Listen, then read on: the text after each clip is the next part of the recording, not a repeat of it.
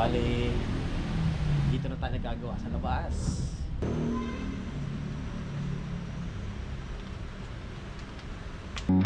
J-Tips TV. Yo, good afternoon guys sa panibagong vlog, panibagong araw. At dito tayo ngayon at gumagawa tayo ng mug para sa gaganapin natin. Yan, na Christmas party ng So Weird Family. Yan. Bali guys, may mga tinapos din tayo na mga ibang pending, pero ito at kailangan din natin itong matapos kasi malapit na yung Christmas party ng So Weird community. Yan. Bali guys, ito yung mga mug na tatatakan natin. Saka papakita ko rin sa inyo yung ibang mug na tatatakan pa. Bali dito natin nilagay sa kabilang side. Yun. Napakarami. Yan. Napakarami pang boxes na piprintingan natin. Yun. Bali guys, dito na ako gumawa dito sa labas kasi yung mag-press natin ay masyadong mainit kung sa loob pa tayo mag-print. Ayan. Saka pe-press. Yun. Ito yung mga itatatak natin. Pasensya na kayo at ang aking printer ay hubad. Ganyan talaga yan. Kasi mas na may maintenance natin ng madali. In case na magkaroon ng error, mas madali nating magagawa ng paraan. Yan. Bali yung guys, inverted yan. Makikita nyo inverted yan kasi itatatak yan sa mug. Kaya pag naitatak yan sa mug, nakatama naman yan, babalik siya sa baliktad uli. Yan.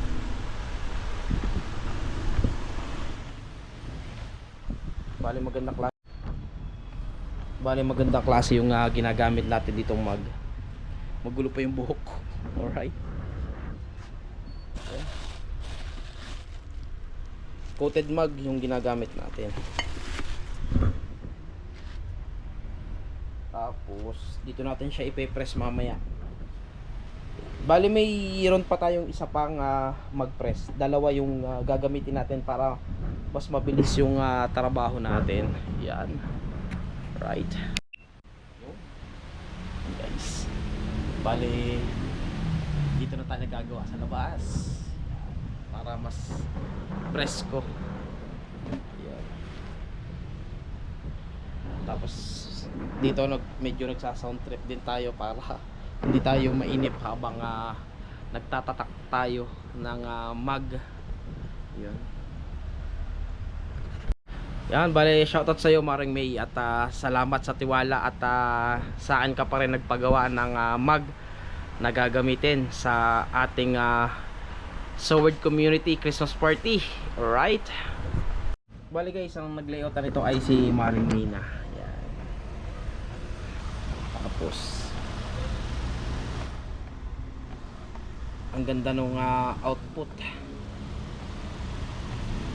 Bali meron ako sinampol guys kanina na isang mug, pero hindi ko napapakita sa inyo kasi reject yun sa akin.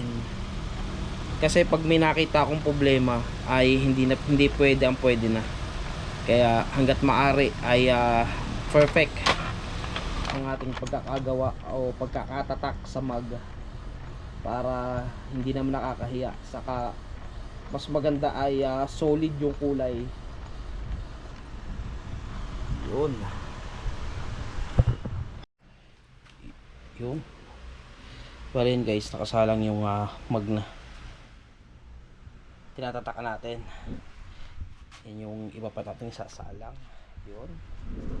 Tapos ganito yung kalalabasan niya, oh. Astig. Napakaganda ng quality nung tatak ng mug. Right. Tapos super gloss pa yung mug kaya maganda.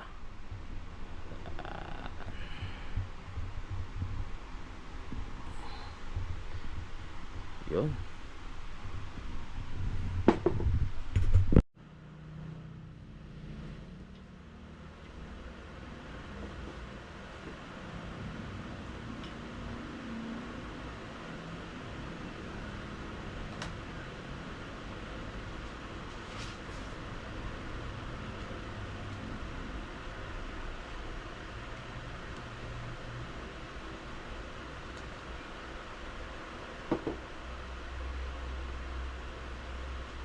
Bali guys, medyo marami-rami pa yung gagawin nating mag. At mas maganda kasi sa gabi, ganitong gabi natin na ginagawa kasi hindi tayo naiistorbo. Saka dire-diretso yung gawa natin at pagtatatak ng mag. Alright?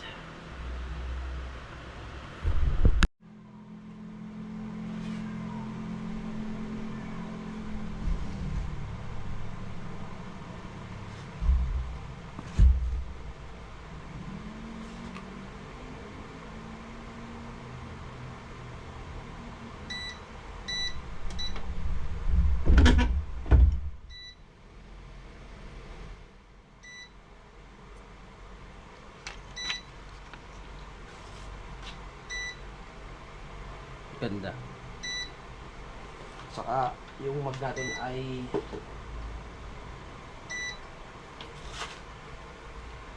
maganda yung quality.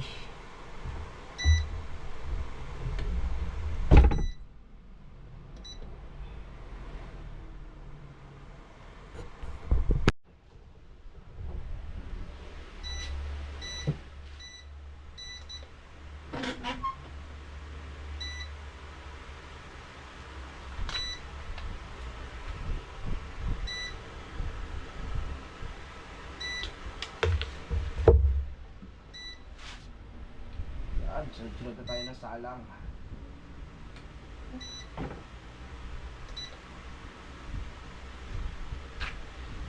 Bukas naman guys, dalawa na yung gagamitin natin to para mapabilis na at matapos tayo agad. Bali guys, dito na tayo naggawa sa labas kasi medyo mainit sa loob. Saka hindi na tayo nagbukas ng aircon. Kaya ang gagawin na lang natin, dito na lang tayo sa labas gumagawa. Pero bukas sa loob tayo gagawa para sabay-sabay na at matapos tayo agad.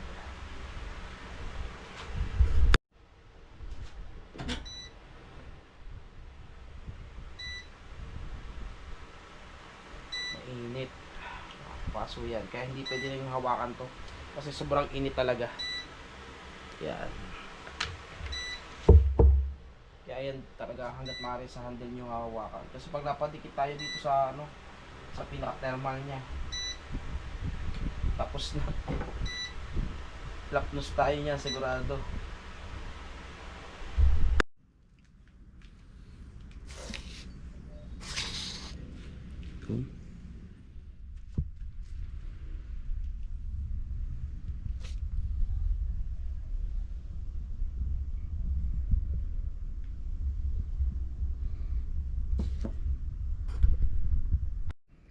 Bali dito tayo sa may likod ng shop. Tapos yan, ganyan tayong kakalat ngayon. At yun, at bukas natin itutuloy yung mga ibang ipiprint. Bali, konti na lang yung ipiprint natin na kulang. Then yan. Saka ito yung mga natapos natin, ilang box. Tapos meron pa dito.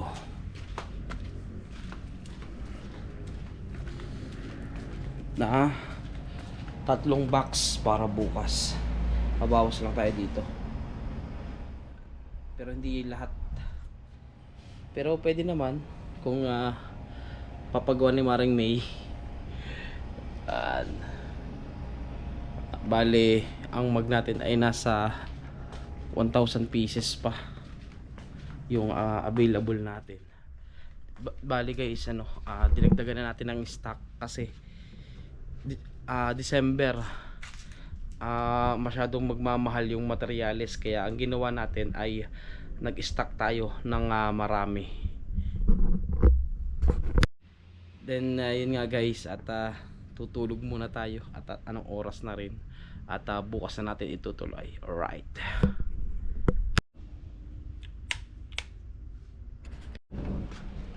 Yun, alright guys. At magandang tanghali. Tinanghali tayo ng gising. Bali guys, magluluto tayo ng seafood mix. Yun. Tingnan natin guys kung ano kalalabasan. Alright.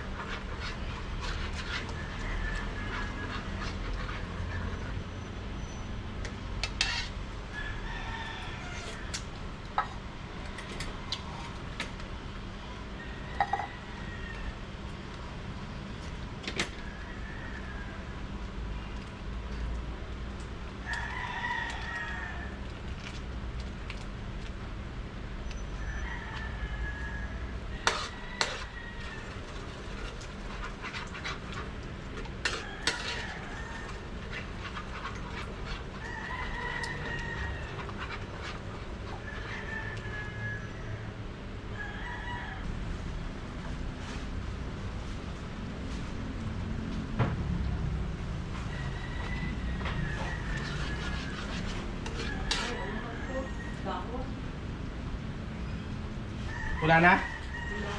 Kaya nga, bili ka na lang. Kahit yan na lang sa tindahan na lang sa mga api.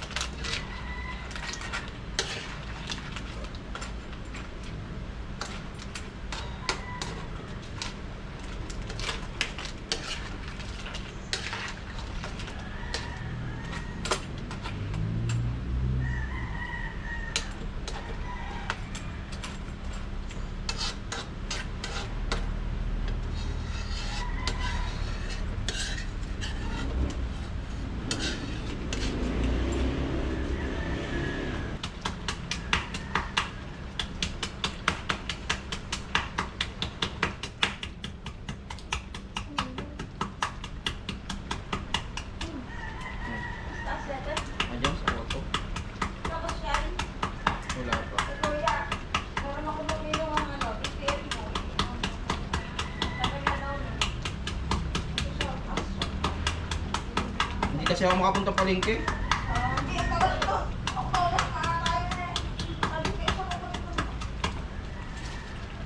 Oh, mura lang yun. Binayaran mo na.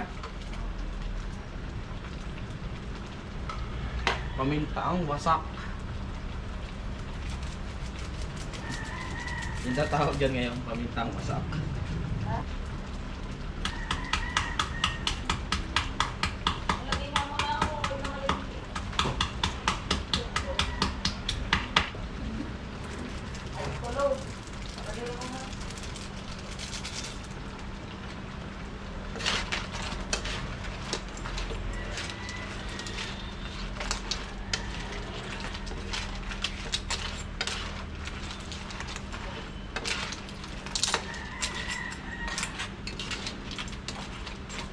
Damihan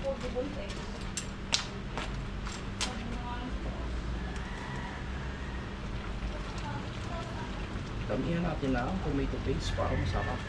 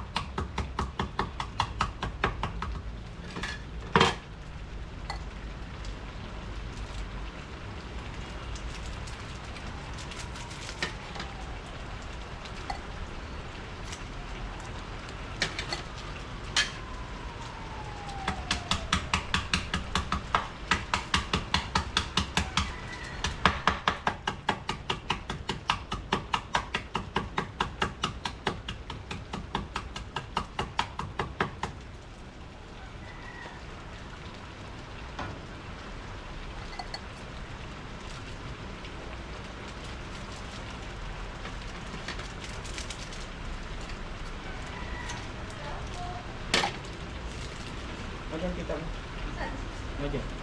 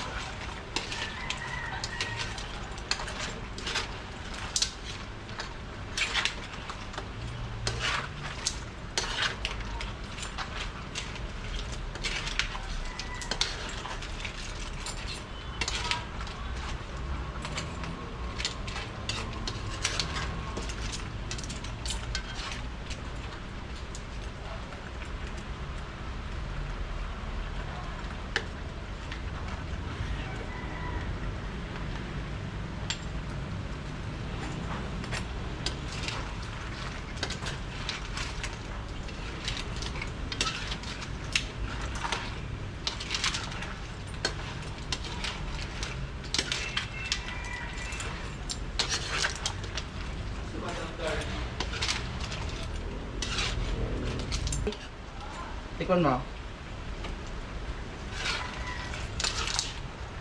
Yun, alright. Luto na. Okay po ha. Thank you very much. Okay, ingat. Yun. Yan guys. Luto na yung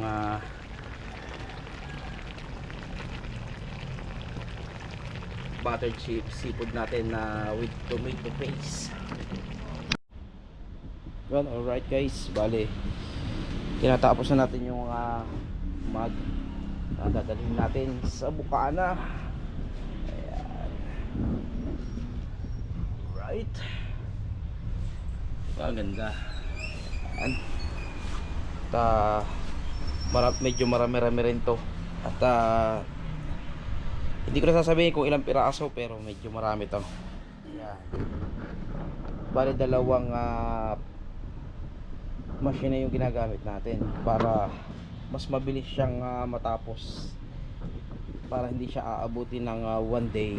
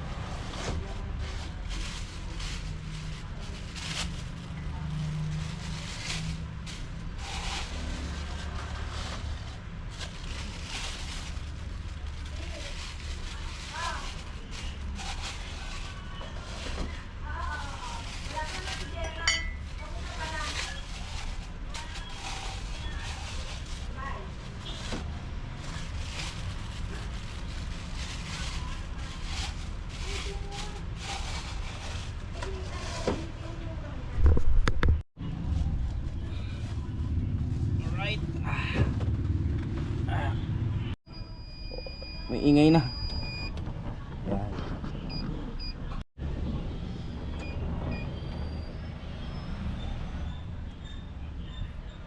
Mainit, mainit.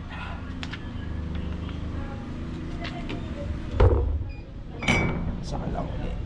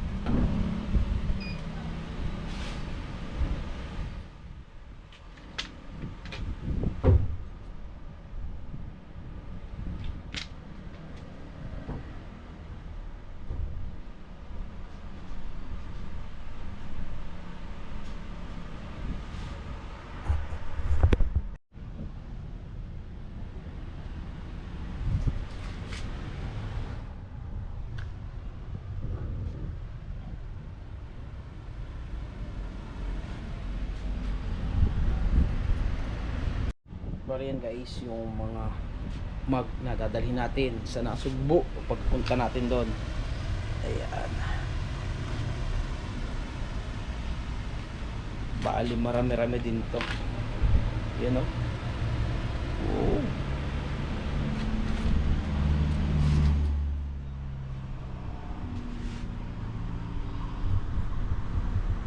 Buti nga guys at ang mag-press natin ay dalawa. Kung isa lang to ay ubos yung oras natin ay at ilang piraso pa rin yung nagagawa.